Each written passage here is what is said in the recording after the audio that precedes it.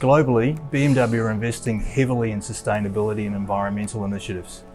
Locally, Waverley BMW wanted to contribute to reducing carbon emissions with solar PV systems.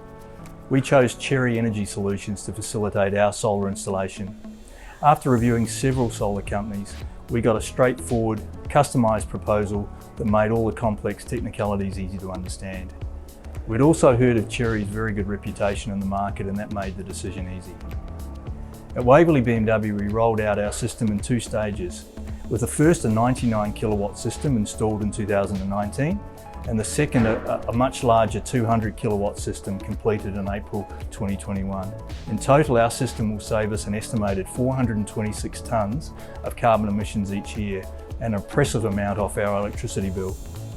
The timing of our solar installation also reflects the imminent arrival of BMW's new I range of electric vehicles in the second half of 2021. Soon to have an electrified variant across the BMW range, the exciting new era of BMW i vehicles will lead the way in electrified mobility.